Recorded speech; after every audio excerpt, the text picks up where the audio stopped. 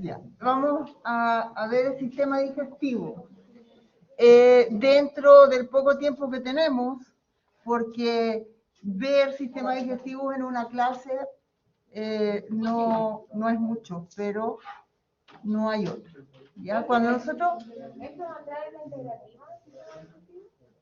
En la tercera prueba también. ¿Pero también entraba renal en la tercera prueba? No. Sí, con sangre, respiratorio, renal y ácido base. Eso entraba en el control, pero no en la prueba. En la prueba 3 tiene que entrar todo lo que queda de materia. Entonces, hasta lo que veamos, porque la próxima semana también. La próxima semana en la prueba. Entonces el control no lleva digestivo, pero la prueba sí lleva digestivo. ¿Ya? Y a la semana siguiente tiene que dar la integrativa, así que al final es la misma.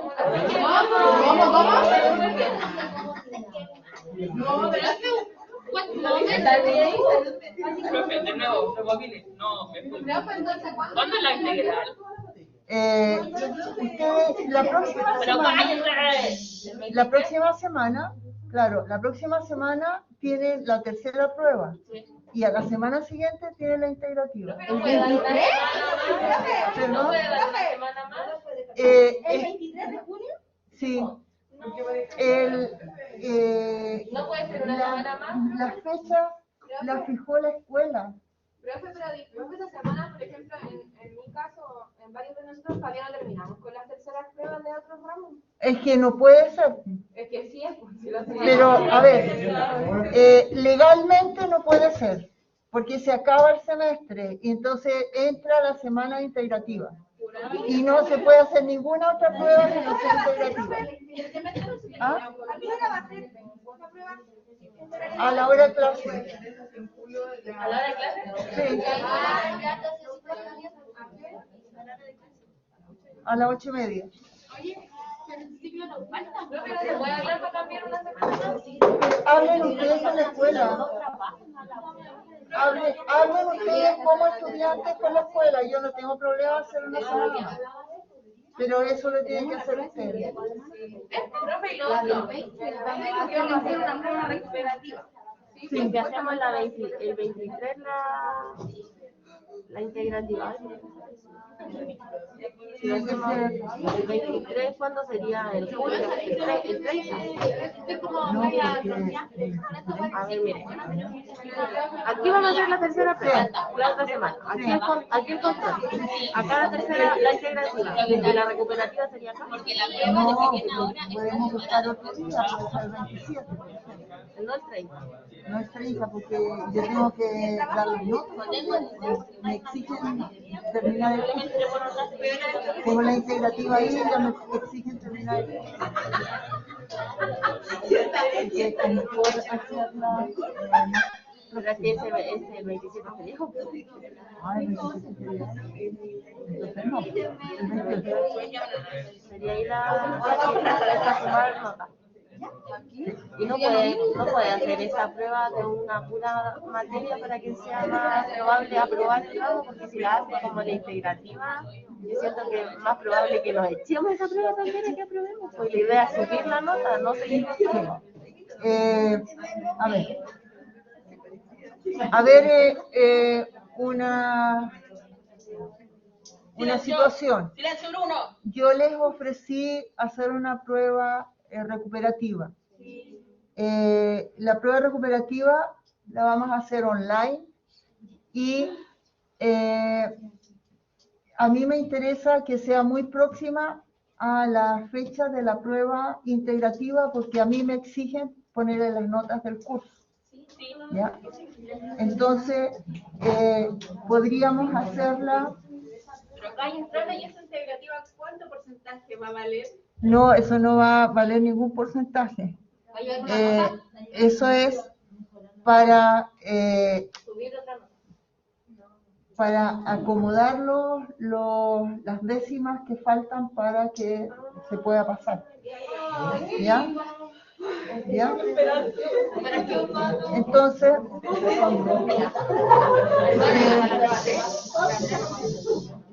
estoy pensando que pueden hacer la prueba en la misma semana de la integrativa. Sí, profe, sí. O sea, es que en el caso de que sea online, igual es como más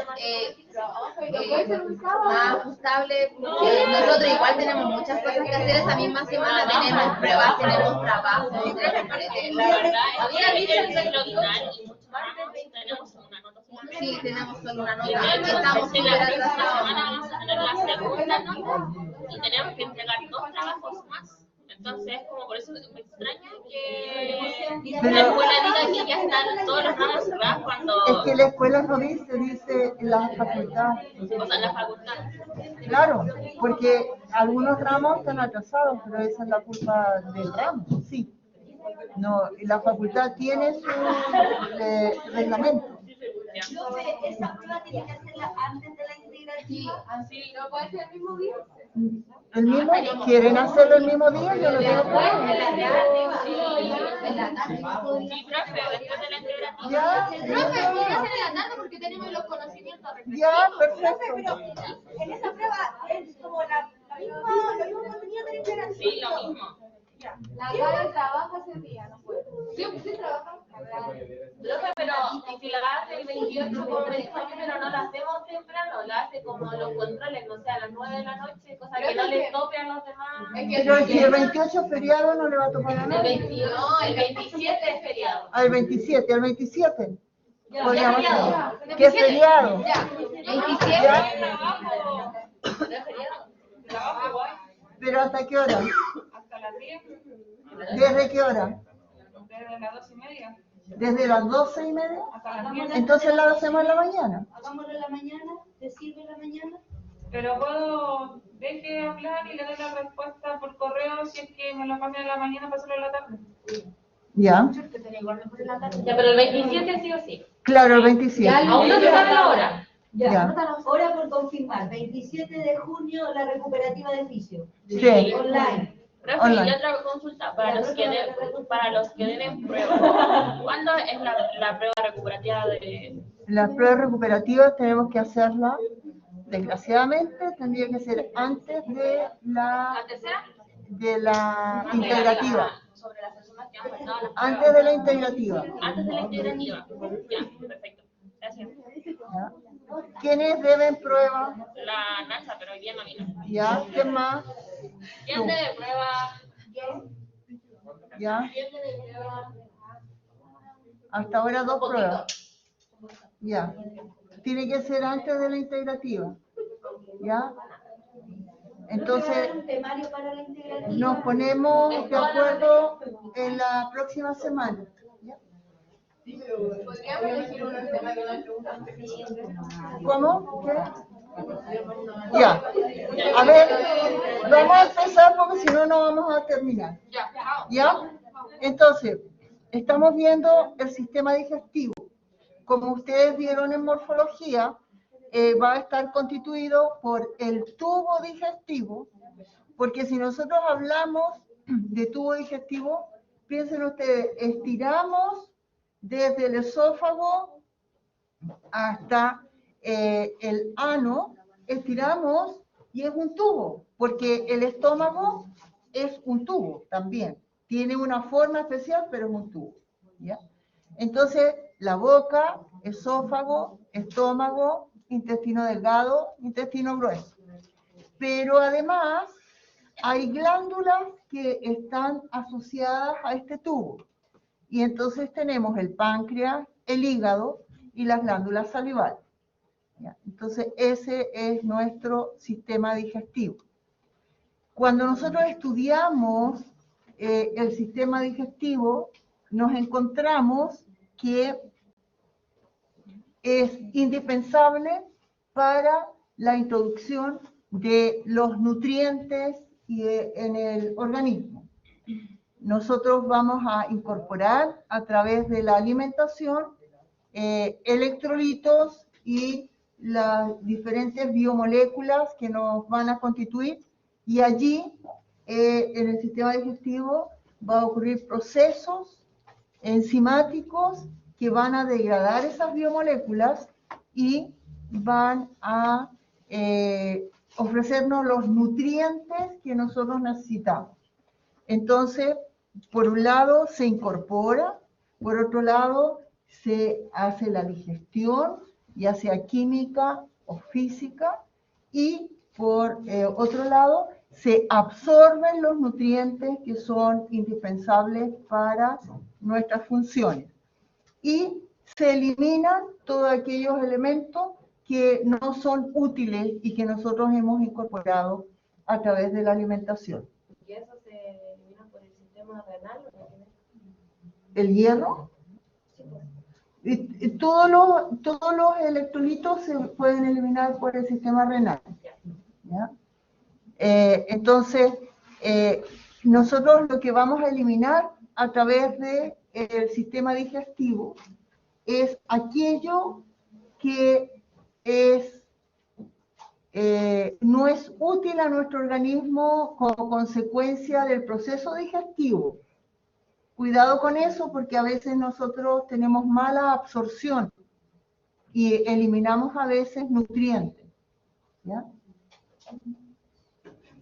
Entonces, para que pueda funcionar el sistema digestivo, este tubo va a presentar una musculatura a lo largo de todo su longitud, y esta musculatura está regulada por un sistema nervioso que es propio del sistema digestivo, que es el sistema nervioso entérico, que está íntimamente relacionado con el sistema nervioso autónomo. Entonces, cuando estudiamos las células que forman la capa muscular del sistema digestivo, vemos que ellas van a trabajar como un todo, tienen un acoplamiento eléctrico. Recuerden ustedes que estos músculos son lisos, ¿ya? Son músculos lisos, y los músculos lisos, cuando nosotros estudiamos los músculos, ¿se acuerdan que habíamos hablado de unitarios y multiunitarios? Estos son multiunitarios. Entonces, aquí vemos el alimento que va a entrar a este tubo gracias a la capacidad de movimiento que tiene el tubo. Entonces se va a desplazar a las zonas donde va a ocurrir la digestión. Y una vez que ha ocurrido la digestión, se hace la absorción de nutrientes, que esos nutrientes van a la sangre. Entonces, ahí son repartidos al resto del organismo, y bueno, después los procesos metabólicos van a generar determinados metabolitos que posteriormente van a ser filtrados en el riñón, ¿sí? Entonces todo aquello que nosotros necesitamos es reabsorbido en el riñón, y lo que no necesitamos lo eliminamos a través de la orina. Sabemos que todos los sistemas están interconectados.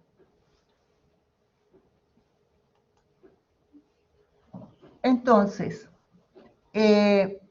cuando estudiamos este tubo, vamos a ver que tiene una capa mucosa, una submucosa, una capa muscular y una capa serosa, que está asociado a plexos nerviosos intrínsecos, que son el sistema nervioso entérico, ¿ya? Y vamos a encontrar dos tipos de plexos, submucoso y musculares, ¿ya? Y entonces ellos van a permitir el funcionamiento del tubo digestivo. Aquí nosotros podemos ver las diferentes partes de este tubo. Entonces, la mucosa está mirando hacia el lumen del tubo, y posteriormente viene la submucosa y la capa muscular que tenemos aquí, ¿no? Y la serosa.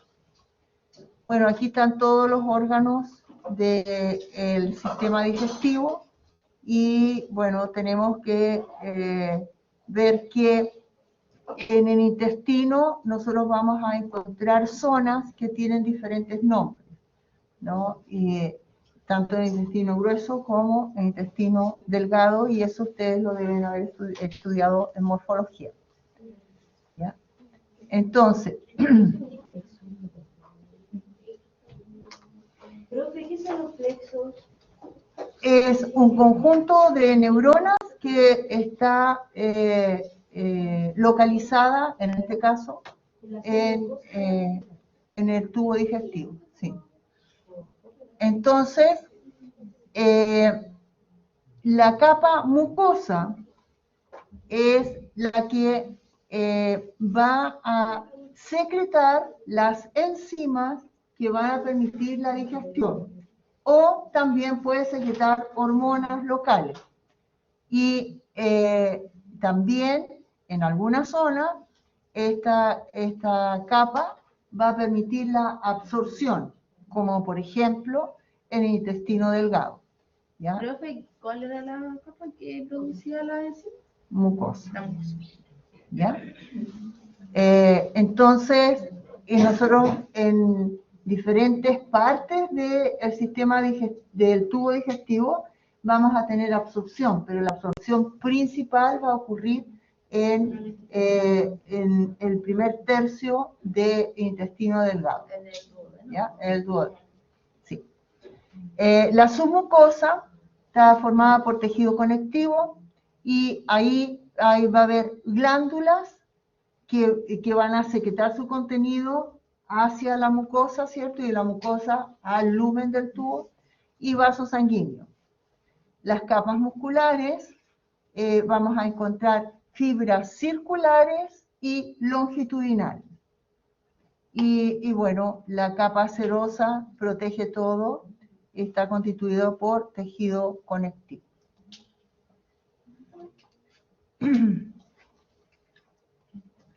Entonces, una de las adaptaciones importantes que tiene el sistema digestivo es que en las zonas de absorción vamos a tener células especializadas que tienen microvellosidades, ¿ya? Y entonces encontramos que la superficie de absorción es de alrededor de 350 metros cuadrados, una gran cantidad de superficie de absorción, ¿ya? Entonces,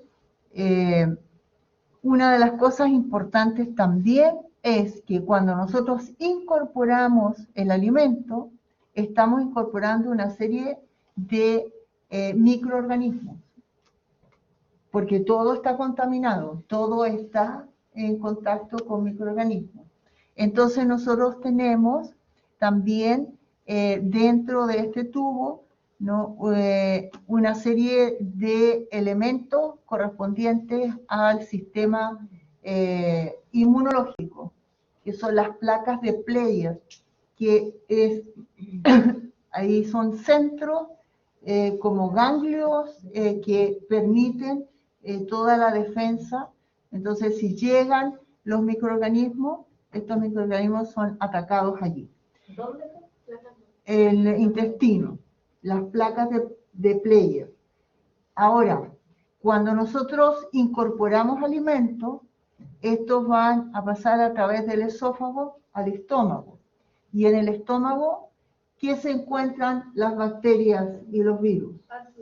Ácido, con una acidez muy grande. Entonces, ese es uno de los sistemas de defensa principales que nosotros tenemos, defensas inmediatas, innatas, ¿ya? Entonces, de esa forma, nos estamos protegiendo de incorporar microorganismos patógenos. Por las placas de Player. Primero por la acidez del estómago. Ya. Y después ya las placas de Player. Entonces, bueno, aquí tenemos el tubo digestivo, la secreción de enzimas y la digestión, la motilidad, el control nervioso, la absorción, la secreción de hormonas.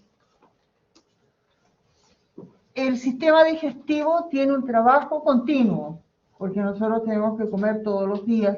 Entonces, la vida media de las células es de 3 a 7 días.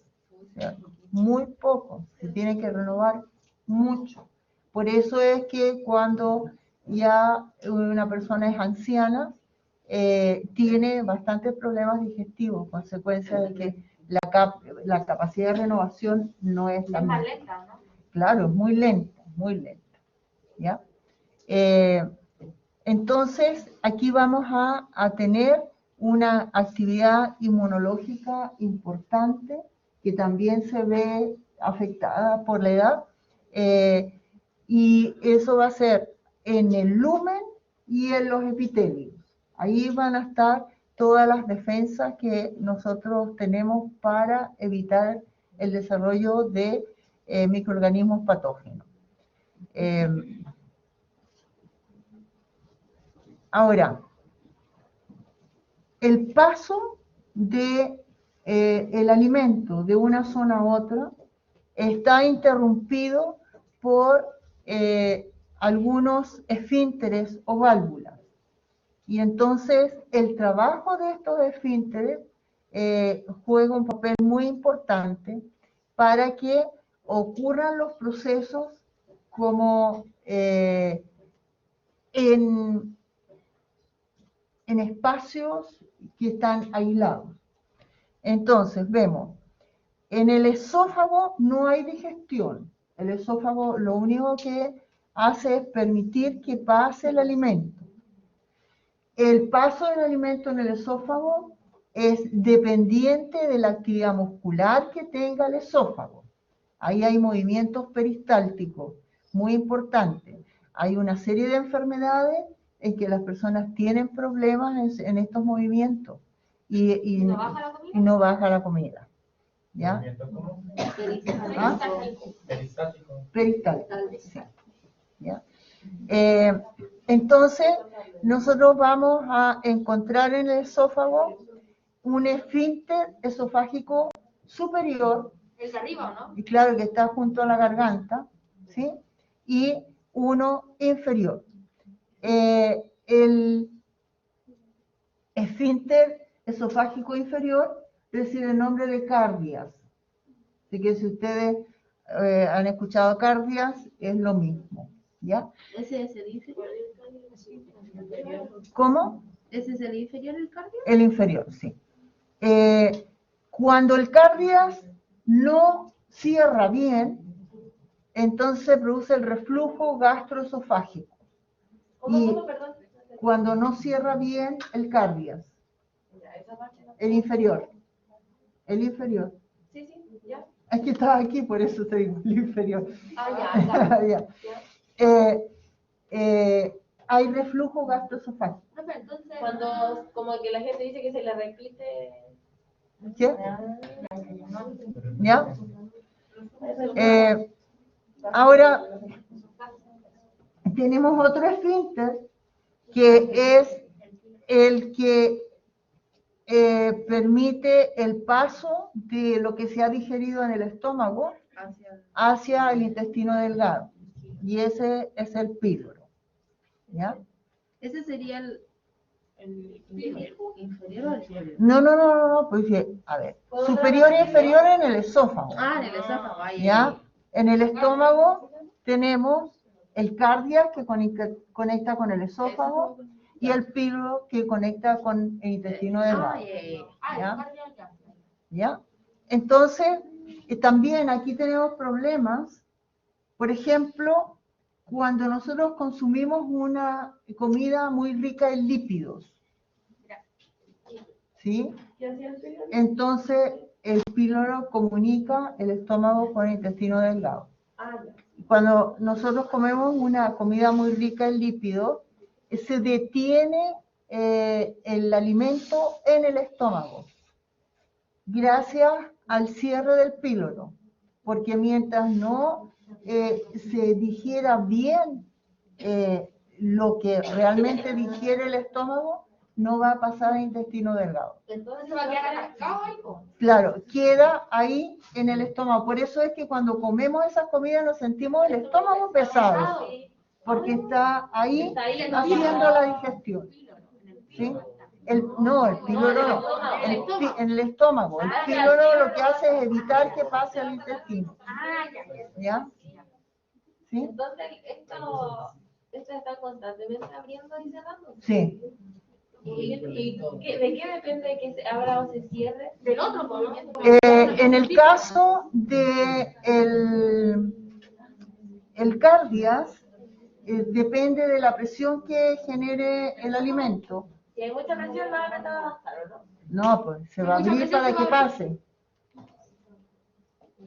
Va pasando el bolo alimenticio por el esófago. Entonces genera presión sobre el cardias y el cardias se abre y entra al estómago. En el caso del píloro va a depender de las condiciones químicas del quimo. ¿Del qué? El quimo es producto de la digestión del bolo alimenticio en el estómago. ¿Qué? Quimo se llama. ¿Pero qué era? El producto de la digestión del bolo alimenticio que llegó del esófago en el estómago. Ya, entonces, si la comida tiene más químicos, va a estar más cerrada el píloro. Sí, eso Si es más depende. liviana, se va a abrir. ¿Algo así? Sí. ¿Ya?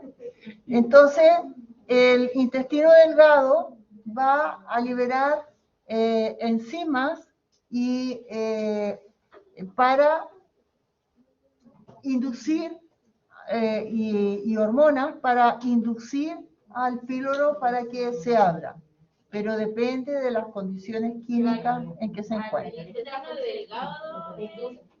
Sí.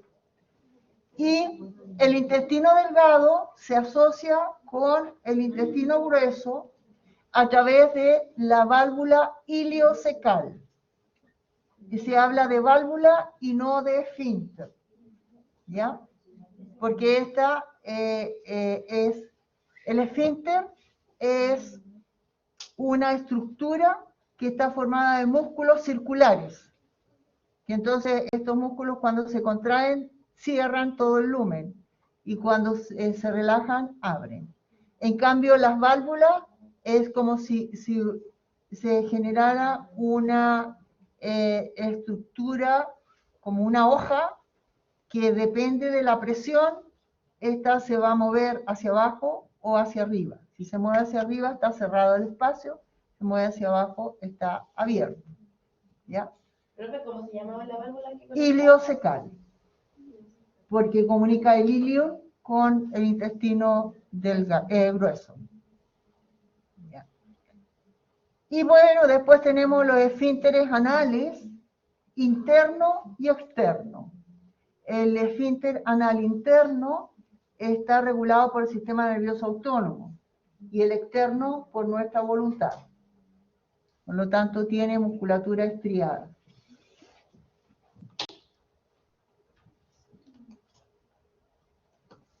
Bien. ¿Cómo está inervado el sistema digestivo? Bueno, nosotros nos podemos desligar del sistema nervioso autónomo. Entonces, sabemos que hay dos plexos en el sistema digestivo. El plexo mientérico, que ya lo vamos a estudiar, y el submucoso. Aquí es donde están las neuronas del sistema entérico. Pero el vago va, una de las cosas importantes, ¿se acuerdan cuando vimos el sistema, creo que vimos el sistema nervioso autónomo? El sistema nervioso autónomo, el sistema simpático activa todo y el sistema parasimpático ralentiza todo. Pero en el sistema digestivo funciona al revés. ¿Ya? El sistema parasimpático es el que activa toda la función del sistema digestivo. ¿Ya? Entonces, el vago, a través el vago pertenece al parasimpático, va a actuar sobre el sistema nervioso entérico. ¿ya? Y por otro lado, también tenemos, ¿no?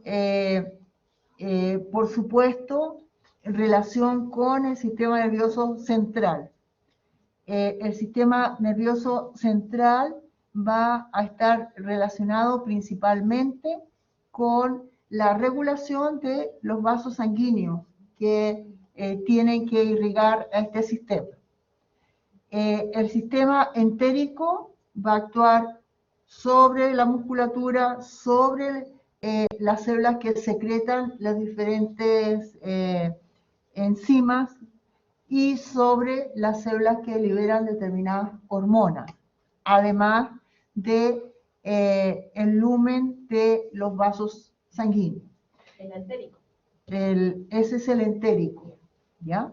Entonces, el entérico está comandado por el vago. Por el parasimpático. Parasimpático, ¿ya? Y por otro lado, la parte del sistema nervioso central va a afectar en cierto sentido al sistema nervioso entérico, pero no tiene una preponderancia y va a actuar principalmente en el control de los vasos sanguíneos, ¿ya? Esa es la inervación del sistema digestivo.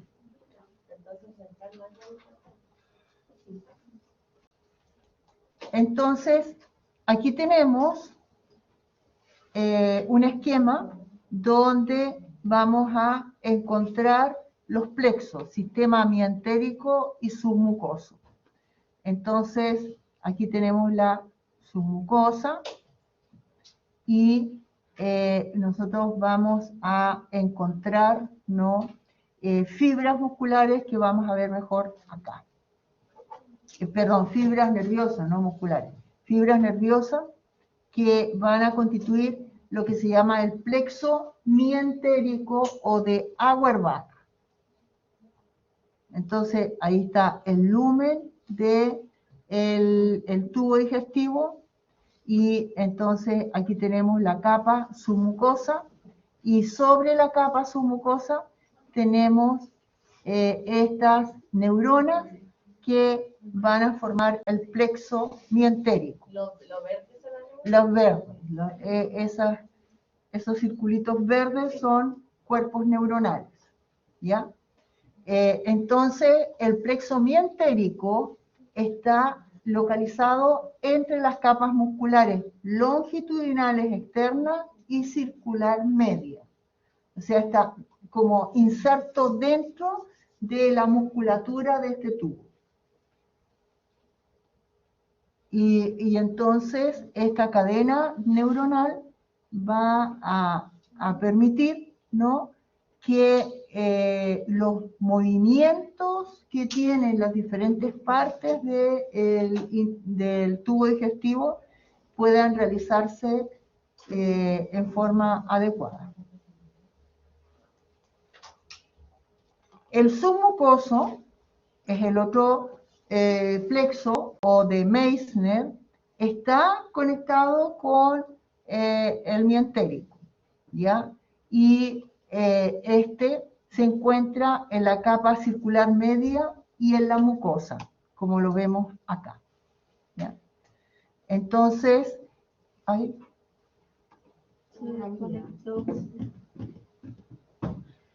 Ya. Entonces, ¿cuál es la función de este plexo? Controlar la secreción, absorción, contracción local y el flujo sanguíneo local. Entonces, el otro se dedica expresamente a la actividad muscular. En cambio, este se dedica a controlar todo el resto de las actividades que tiene el tubo digestivo. Pero a la vez controla la actividad motora a lo largo de todo el tubo digestivo. Y bueno, aquí vemos cómo estos plexos están relacionados con el sistema autónomo, con el sistema simpático y el parasimpático. Entonces, cuando está activo el simpático, ¿qué va a pasar en el sistema digestivo? Cuando está activo el simpático. Se va a bajar su proceso, va a ser más lento. Los procesos van a ser más lentos. Se ralentiza toda la actividad. Muy bien.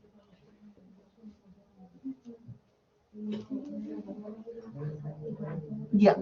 Entonces hemos visto que este tubo tiene funciones motoras. Entonces vamos a ver de qué tipo de funciones motoras tiene. ¿Ya? Para realizar todas las funciones que realiza, depende de la actividad de los músculos. ¿Qué funciones realiza? Ya acabamos de ver, el transporte de alimentos. Y tiene que ser a un ritmo adecuado que permita la absorción. ¿Ya? Ocurre la digestión física, fragmentación de alimentos, mezcla con las secreciones digestivas para realizar la digestión química. ¿Qué? Como con el acidez que uno tiene en el estómago. Sí, claro, con las diferentes secreciones, con las enzimas que se liberan, todo, ¿ya? Entonces, para hacer la digestión química. Y exposición de las mezclas de los alimentos y secreción a la superficie de absorción, que es lo más importante, ¿ya? Entonces, vamos a encontrar diferentes tipos de movimientos.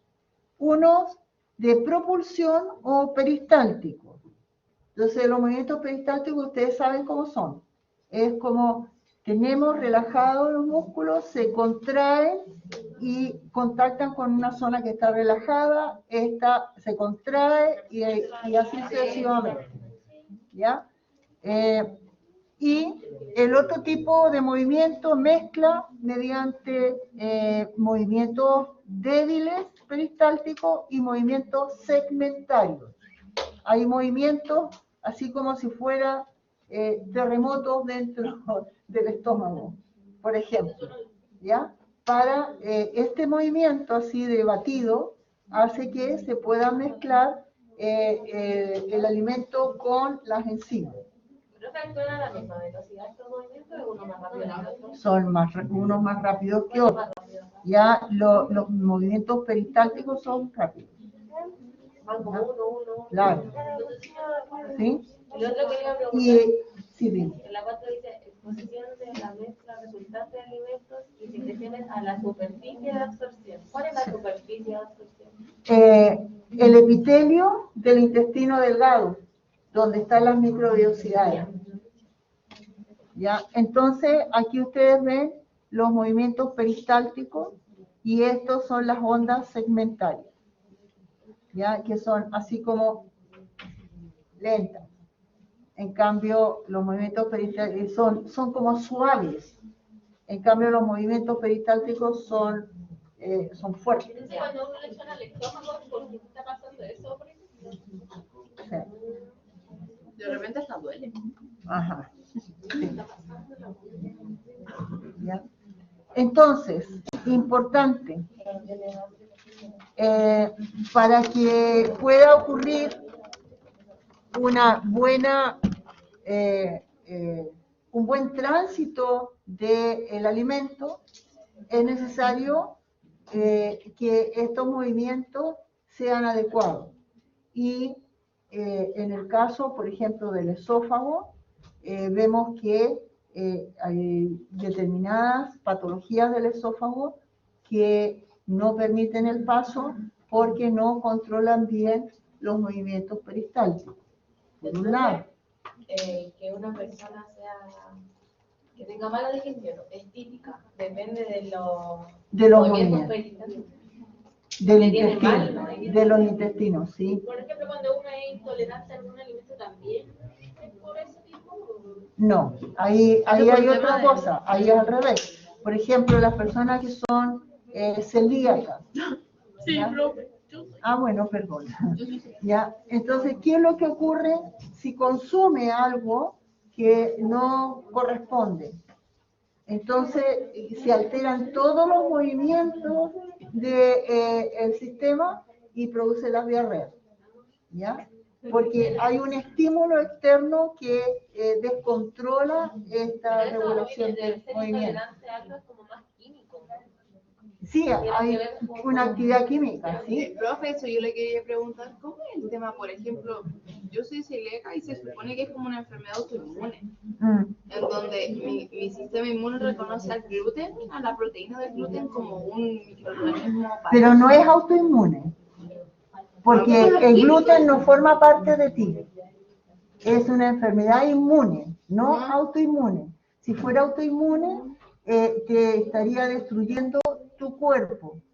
Pero ella se defiende destruyendo a la molécula que reconoce como dañina, pero al defender eso, te daña también el intestino. Sí.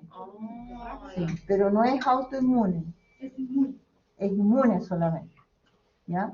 Por ejemplo, en la diabetes tipo 1, ahí sí tienes autoinmune. ¿Por qué? Porque el sistema inmunológico lo que hace es destruir las células beta pancreáticas. Ah, claro. Propias. ¿Ya? En el, ¿cómo se llama? El lupus eritematoso también es autoinmune. Destruye las células del cuerpo. ¿Ya? Bueno, aquí tenemos neurotransmisores y neuromoduladores del sistema entérico.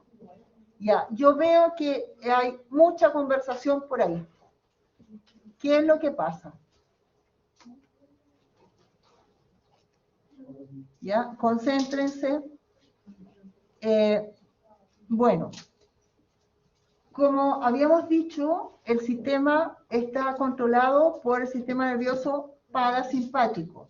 Por lo tanto, el neurotransmisor estrella es la acetilcolina. ¿Ya? Entonces, ¿qué es lo que va a hacer la acetilcolina? Va a permitir, ¿no?, la contracción de los músculos lisos de las paredes del tubo, la relajación de los esfínteres, y ahí vemos, por ejemplo, cuando se activa el vago, las personas que tienen colon irritable lo pueden decir, ¿ya? Se activa el vago y empieza vómitos, diarreas y 20.000 cosas. Por eso mismo. Aumenta la secreción salival, aumenta la secreción gástrica y aumenta la secreción pancreática.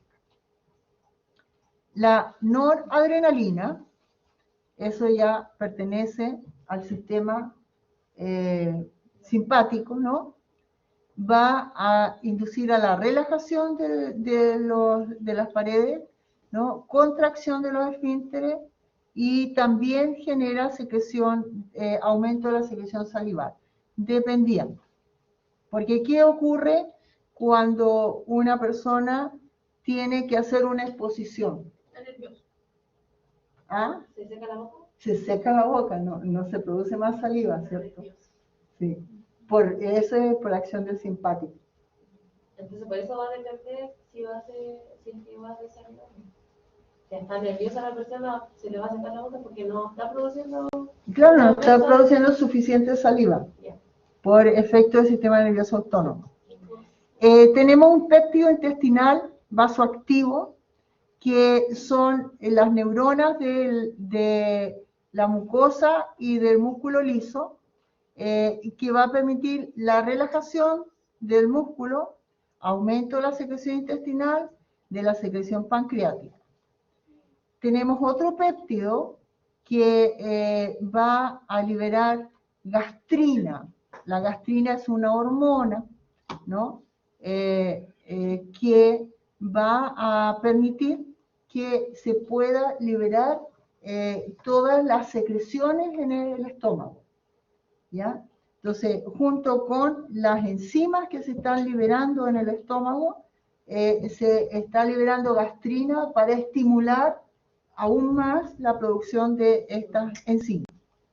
Las encefalinas, que están en las neuronas de los plexos, contracción del músculo liso y reducción de la secreción intestinal, porque es un opiáceo, entonces va a ralentizar todo. los neuropéptidos I, relajación del músculo liso y reducción de la secreción intestinal. En la sustancia P vamos va a participar en la contracción del músculo liso y el aumento de la secreción salival, ¿ya? Porque se libera junto con la acetilcolina, por eso tiene ese efecto.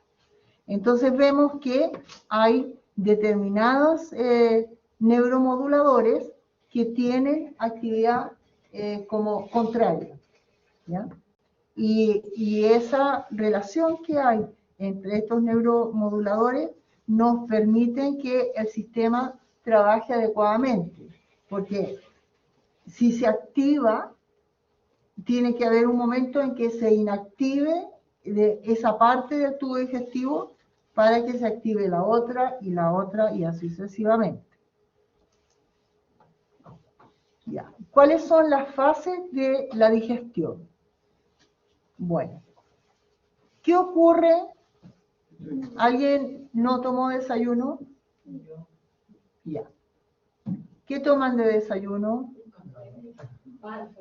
Café con leche. ¿Qué les gusta comer? Pan. ¿Pan con mantequilla? Pan. Pan con jabón y queso. Tú no puedes comer pan con mantequilla. Te puedes comer, bueno, el pan hecho... Yo como, ahora, yo no encuentro pan, porque no encuentro pan como unas pampitas que son así, ¿Ya? no me alimento un poquito. Primero con pura hambre. Y por ejemplo ahora me dice unas galletas de avena sin gluten. Por eso como pan y café con leche. Ya. Si yo les digo que piensen en lo que más les gusta para comer, ¿ya? ¿Qué le pasa al sistema digestivo? Entonces se estimula el centro del hambre, ¿no? Y empieza uno a secretar saliva, ¿sí? Y uno puede igual mencionar algún alimento que normalmente produce, nos hace secretar saliva, los ácidos, por ejemplo, y uno empieza a secretar saliva. Esa es la fase cefálica, ¿ya? El estímulo que nosotros tenemos para la digestión es la vista, el olfato, la masticación. Entonces la gente que come chicle, ¿qué es lo que hace? Todo el tiempo está estimulando el sistema digestivo. Es malo, es malo. Sí. ¿Ya? Entonces el vago es responsable de eso. Y las células que van a controlar van a ser las células de las paredes del tubo y unas células denominadas células G. Se libera acetilcolina y gastrina. La acetilcolina es la que del vago y la gastrina es la hormona que se libera a nivel del estómago. Entonces, si ustedes están comiendo chicle, el estómago se prepara para la digestión. ¿La gastrina era para la digestión o la absorción? No, la digestión. La gastrina es para la digestión. para la digestión.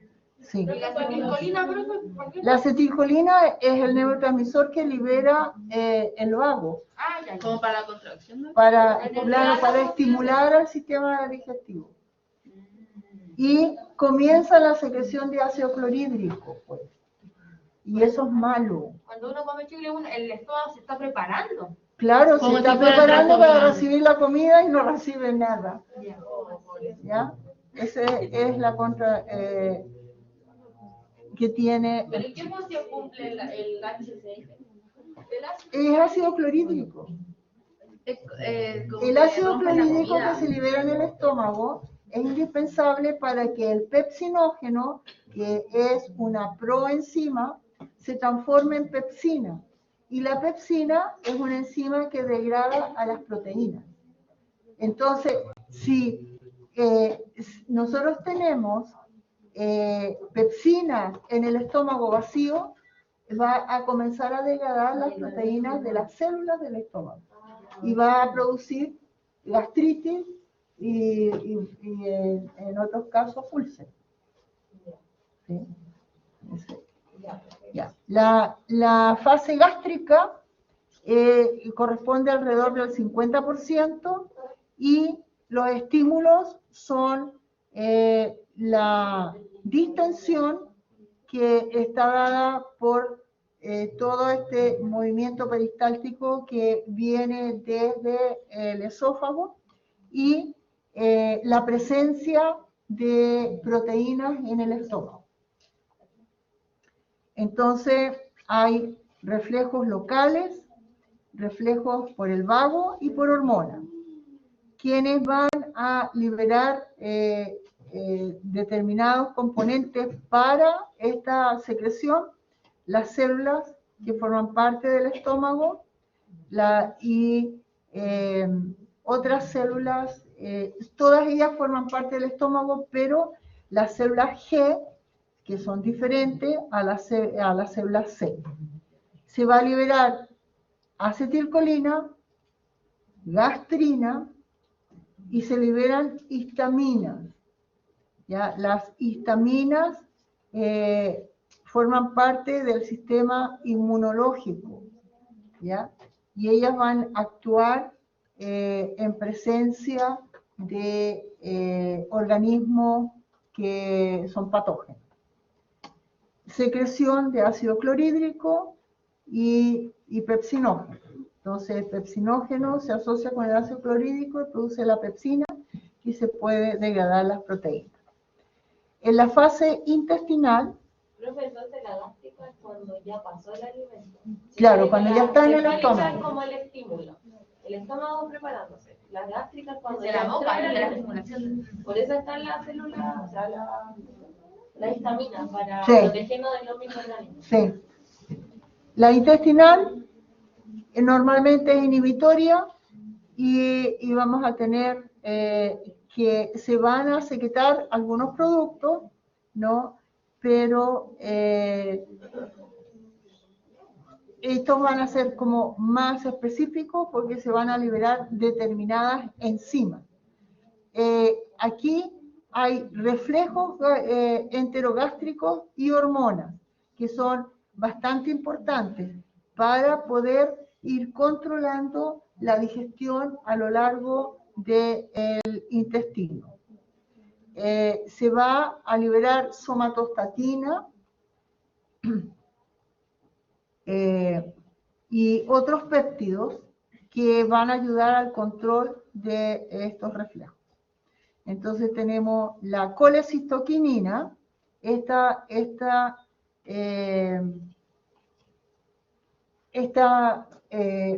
enzima, esta hormona, lo que va a hacer es controlar, ¿no?, que lo que llega al intestino tenga un pH determinado, porque ¿cómo es el pH del estómago?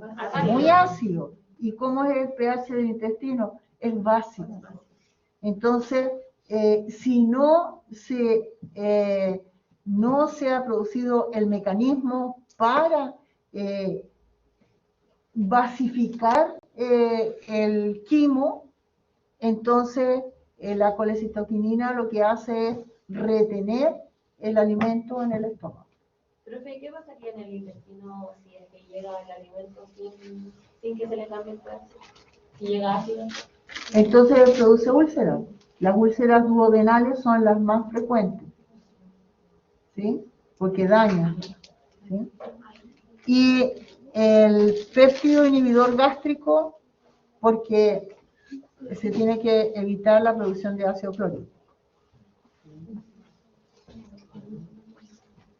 Ya. Entonces vamos a empezar a ver qué es lo que pasa a lo largo de todo el sistema digestivo. Empezamos por la cavidad oral. Aquí ocurre la masticación y la insalivación, ¿ya? Por lo tanto, va a haber una digestión que va a ser mecánica y una digestión que va a ser química. La saliva solamente va a tener enzimas que degradan el almidón. Entonces va a formar como segmentos de almidón y en algunos casos puede producir glucosa, pero realmente la degradación de los hidratos de carbono termina en el intestino delgado. Y también se degradan algunos lípidos.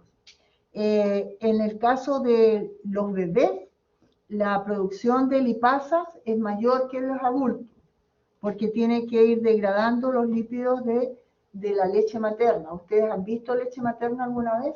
Tiene una gran cantidad de lípidos, ¿se dan cuenta? Es bien grasosa. Sí, es muy grasosa. Sí. ¿Ya? Eso es para que el bebé esté gordito. ¿Para qué? Para que el bebé esté gordito. Este gordito. Ya. Entonces,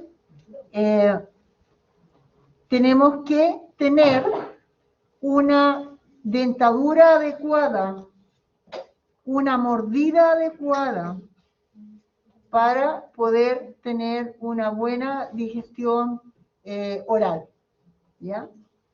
Entonces, si nosotros no mascamos bien, entonces el bolo alimenticio no va a estar bien preparado para llegar al estómago, ¿ya? Entonces es importante, hay personas que se dedican a tragar, no a comer, ¿ya? Y eso es muy malo. ¿Mm? Entonces es muy importante. ¿Qué ocurriría si nosotros no produjéramos saliva y tenemos alimento en la boca? Estaría más difícil de... No habría una digestión, porque se supone que la saliva va a degradar algunas cosas. Ya, solamente los hidratos de carbono degradan. Humedece también. Y algo ¿Costaría más pasar? líquido. ¿Ah? ¿Costaría más pasar también? No puede pasar. Sí, eso es muy importante. Nosotros necesitamos que el bolo alimenticio esté húmedo, si no, no podemos deglutir. Imposible. Esa es la entrada. Claro. Sí. Ya, entonces, ¿de qué está constituida la saliva? De glándulas salivales. Las glándulas salivales producen saliva. ¿De qué está constituida la saliva? De moco, ¿ya? Para que tiene que proteger, ¿no? Y lubricar, para que sea resbaloso el bolo alimenticio, ¿ya? Mucina, que le da viscosidad, ¿no? Y enzimas que van a degradar, ¿no? A los agentes patógenos, lisocimas, ¿ya?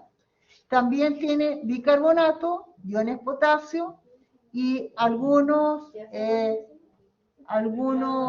anticuerpos como las inmunoglobulinas A. Profe, ¿qué hacía la lisocima? Degradan a los agentes patógenos, ¿ya? Ya, nosotros vamos a tener 3 tipos de glándulas salivales. Las parótidas submaxilares y sublinguales. Dentro de ellas van a tener diferentes funciones. Las parótidas van a secretar la saliva que tiene la enzima tialina, que es la que degrada los hidratos de carbono y presenta otras proteínas. En cambio, las submaxilares y las sublinguales van a producir la mucina, que es la que le da la viscosidad a la saliva, ¿ya? Entonces, dentro de las 3 glándulas, las parótidas son las fundamentales porque es las que van a producir las enzimas. Entonces la parótida es encargada o sea, como de activar esas 3. No, ¿No? ellas producen, produce. no, cada una trabaja por su cuenta. ¿Ya? Y ellas se activan por diferentes, por ejemplo, por evocar alimentos o porque tenemos el alimento en la boca, ¿sí? Entonces,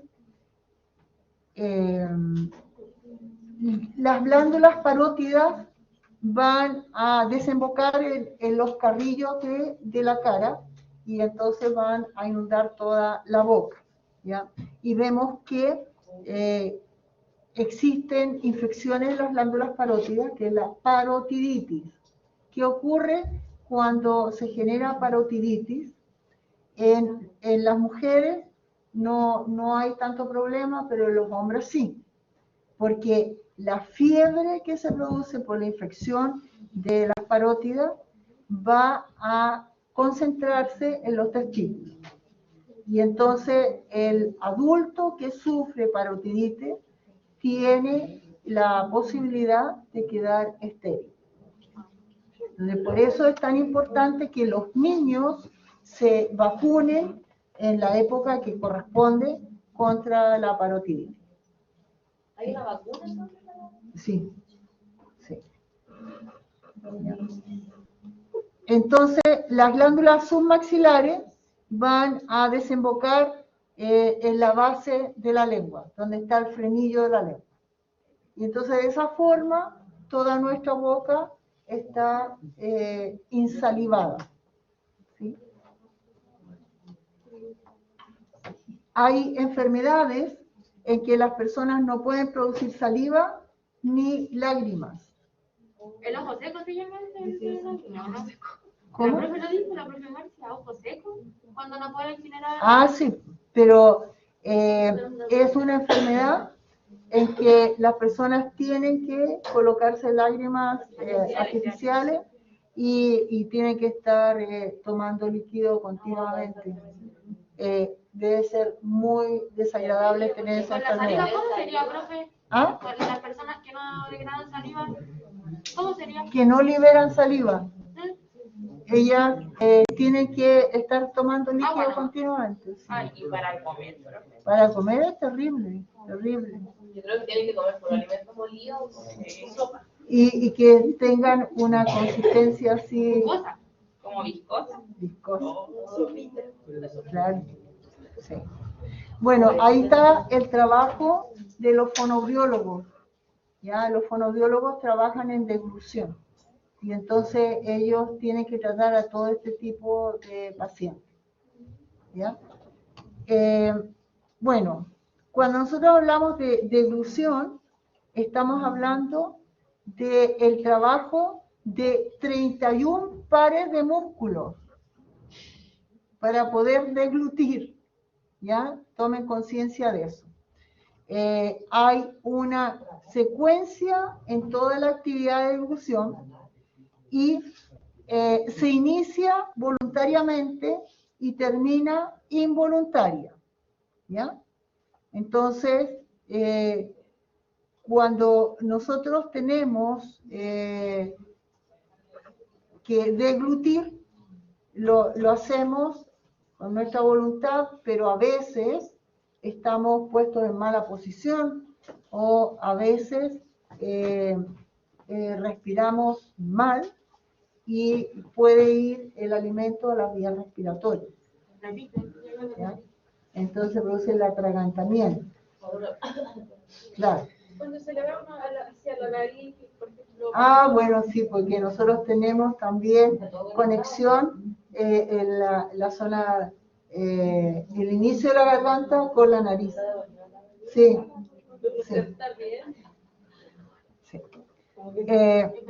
Bueno, ¿cuál es la finalidad de la deglución?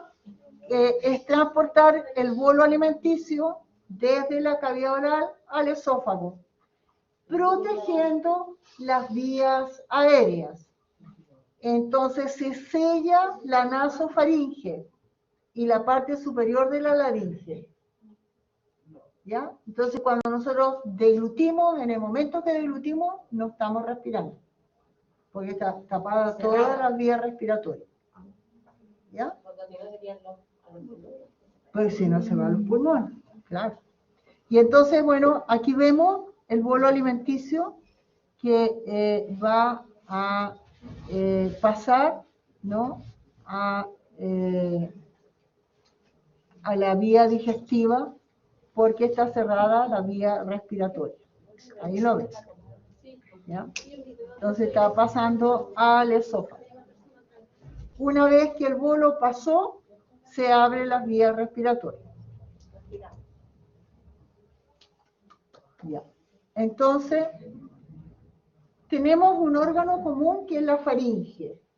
La faringe va a cumplir la función de respiración y la de deglución, ¿ya?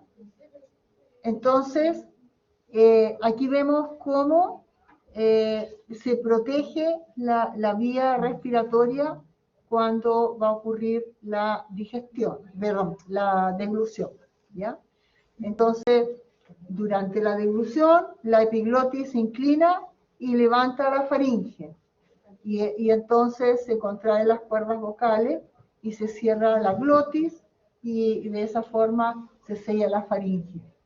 Y podemos tragar. Entonces se sella toda la vía respiratoria. Toda la vía respiratoria, ¿ya? Desgraciadamente hay personas que tienen problemas en el sello, sobre todo las personas ancianas.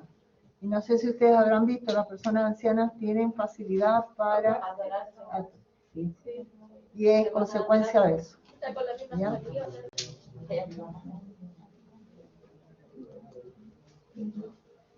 Bueno, la deglución tiene una fase preparatoria oral, una fase oral, una faringia y una esofágica. Entonces, la fase preparatoria oral es cuando nosotros estamos formando el bolo alimenticio, y la oral cuando se está desplazando el bolo alimenticio, y la faringia cuando llega a la faringe, y la esofágica, como su nombre lo dice, cuando llega al esófago. Entonces, hay personas que tienen problemas en el esfínter esofágico superior, arriba.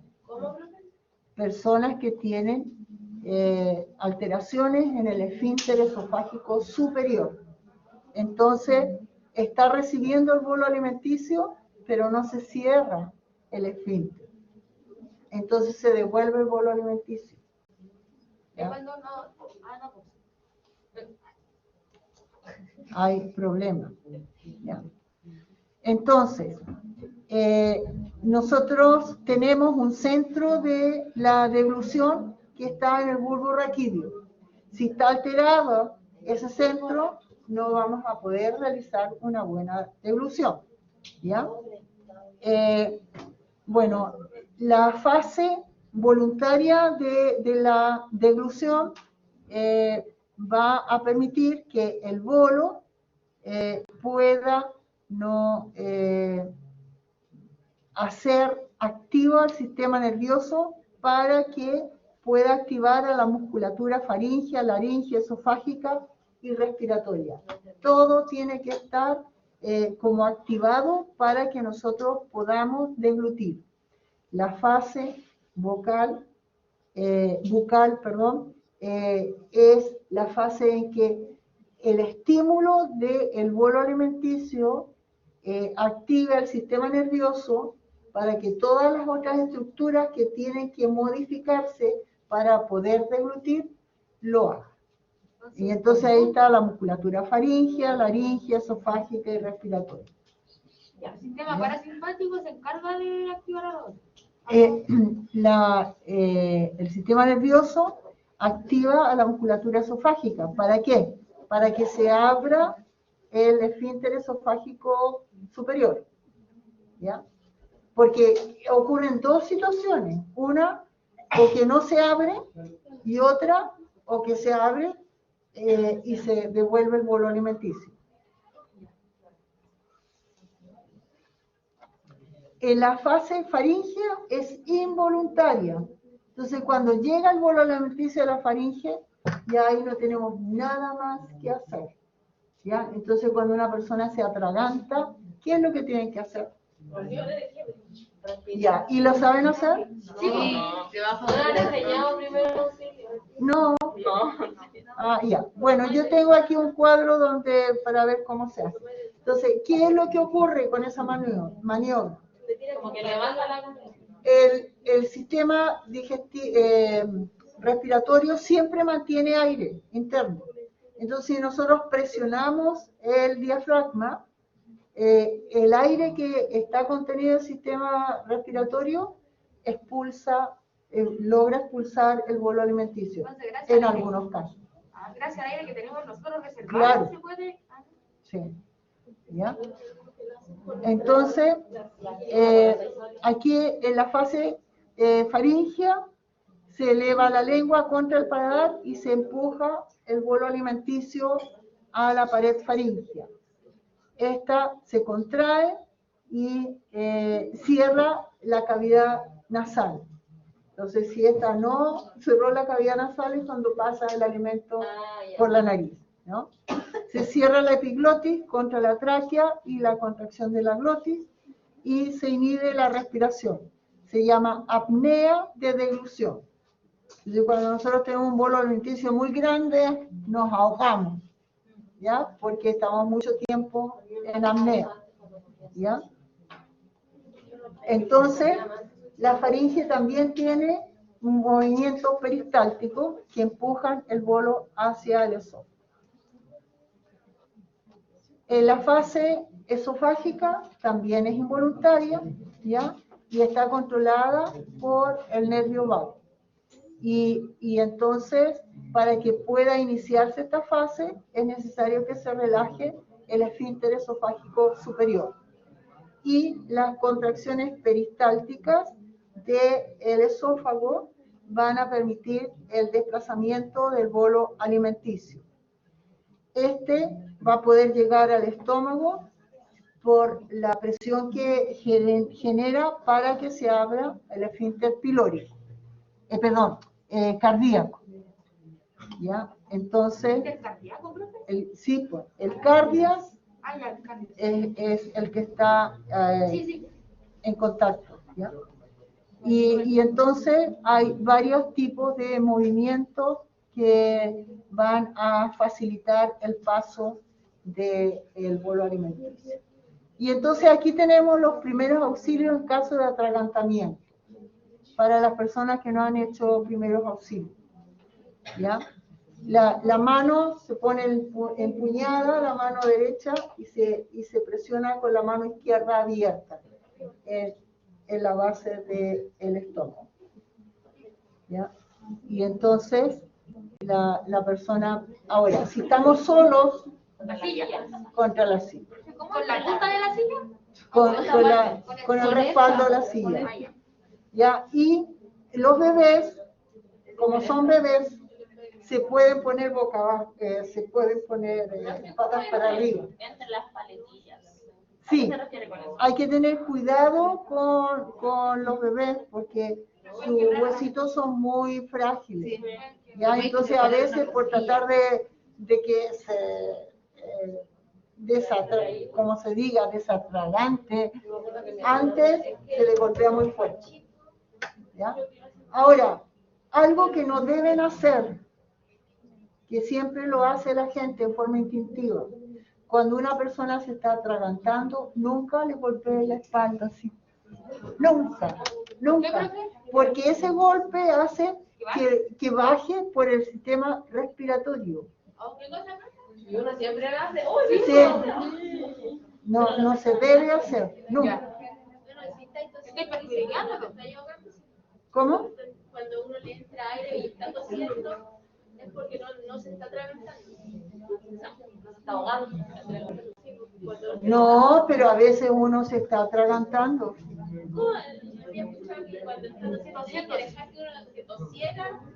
No, por supuesto, cuando una persona está tosiendo, hay que dejar que tosa, sí. Pero a veces hay determinadas partículas que quedan y entonces por eso la tos se prolonga tanto y llega un momento que ya no se tose. ¿Ya? Ya, vamos a descansar.